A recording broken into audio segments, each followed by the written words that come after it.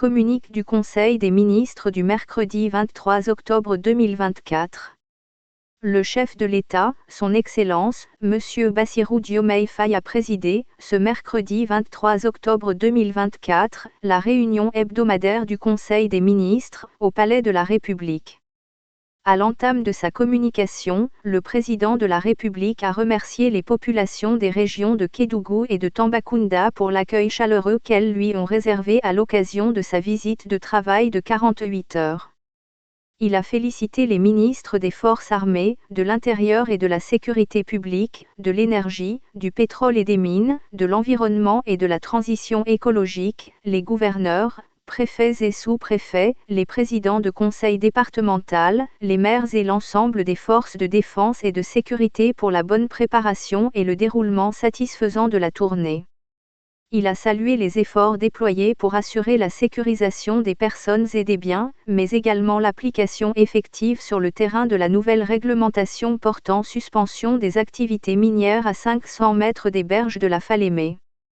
Par ailleurs, il a rappelé au gouvernement l'impératif de prendre toutes les dispositions nécessaires en vue de mettre en œuvre un programme d'urgence de préservation et de restauration des écosystèmes de la Falémé. Pour clore ce chapitre, il a indiqué l'urgence d'un renforcement de la région de Kédougou en infrastructures administratives, économiques, sociales et culturelles de base afin de mieux valoriser le potentiel exceptionnel de cette localité. Dans le cadre du suivi de la situation des crues exceptionnelles des fleuves Sénégal et Gambie, le chef de l'État est revenu sur sa visite à Bakel, le samedi 19 octobre 2024, pour manifester la solidarité de la nation aux populations sinistrées par les crues exceptionnelles du fleuve Sénégal.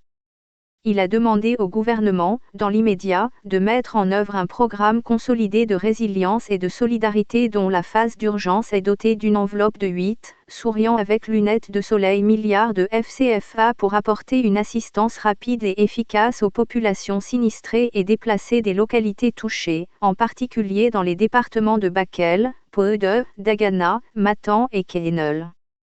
Il a invité le Premier ministre à veiller, avec les ministères concernés, à l'exécution des actions préventives et mesures d'accompagnement requises afin d'organiser, sous la supervision et la coordination des autorités administratives, l'assistance adéquate aux populations dans toutes les localités sinistrées. Le président de la République a souligné que l'ampleur des crues appelle à une vigilance permanente de l'État et à un sens de l'anticipation sur la problématique du relogement durable des populations ainsi qu'à la réorganisation des activités agricoles, économiques, sociales et scolaires dans les localités impactées par les crues et débordements des fleuves Sénégal et Gambie. Dès lors, les services de l'État et les forces de défense et de sécurité doivent être davantage mobilisés dans les zones fortement touchées comme les villages du Dandemayo, dans la région de Matan et les localités actuellement en mode alerte précoce, comme la ville de Saint-Louis et les villages des départements de Dagana et Podé. Évoquant la campagne électorale pour les élections législatives du 17 novembre 2024 qui s'ouvre le samedi 26 octobre à minuit, le président de la République a lancé un appel à tous les citoyens et aux acteurs politiques en vue d'un bon déroulement de la campagne électorale dans la paix, le sens des responsabilités et de l'intérêt supérieur de la nation conformément aux lois et règlements. Il a demandé au gouvernement de déployer les moyens nécessaires pour le bon déroulement de la campagne électorale et des élections législatives sur l'étendue du territoire national et à l'étranger. À ce propos, il a exhorté le ministre de l'Intérieur et de la Sécurité publique à accorder une attention particulière au cas spécial des zones sinistrées par les crues.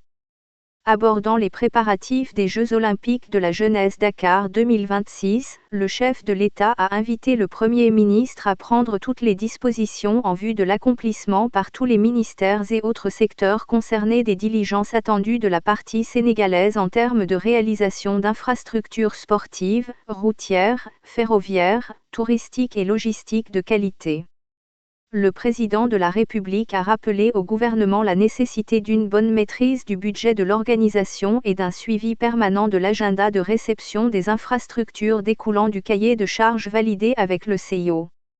Il a demandé au ministre de la Jeunesse, des Sports et de la Culture, d'engager avec le CNOS, un programme national et international de sensibilisation des jeunes et acteurs sportifs et culturels tout en veillant à la préparation adéquate de nos jeunes compétiteurs et à la relance du sport scolaire et universitaire.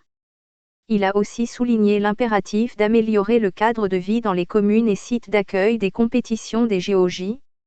Le chef de l'État est revenu sur l'organisation des États généraux de l'industrie, du commerce et des PME/PMI et des États généraux des transports publics sous la supervision du Premier ministre, après le lancement réussi de la « Vision Sénégal 2050 ». Il a félicité le Premier ministre, les ministres de l'Industrie et du Commerce, des Infrastructures et des Transports terrestres et aériens, des Pêches et des Infrastructures maritimes et portuaires pour l'approche consensuelle et le succès notable de ces assises inclusives de concertation sur les problématiques et l'avenir des secteurs indiqués. Il a demandé au Premier ministre, au ministre de l'Économie, du Plan et de la Coopération, et aux autres ministres concernés de veiller à la traduction rapide des recommandations validées des États généraux organisés. Le chef de l'État s'est félicité du rapatriement de nos compatriotes qui vivaient au Liban. Il a salué le rôle déterminant du ministre de l'Intégration africaine et des Affaires étrangères et de ses collaborateurs dans cette opération. Enfin, au chapitre de son agenda diplomatique, le président de la République a informé le Conseil qu'il participera, du 27 au 30 octobre 2024 en Arabie Saoudite, au « Forum Futur Investment Initiative 2024 », avant d'effectuer, du 31 octobre au 1er novembre 2024, une visite officielle en Turquie. Dans sa communication, le Premier ministre s'est appesanti sur le dispositif de suivi de l'exécution rigoureuse des mesures d'urgence relatives à la riposte et à l'assistance des populations impactées par les crues des fleuves Sénégal et Gambie, prises à l'issue de la réunion interministérielle consacrée à cette question. Il a rappelé que la coordination de l'exécution des plans d'action sectoriels des différents départements ministériels impliqués a été confiée au ministre de l'Intérieur et de la Sécurité publique.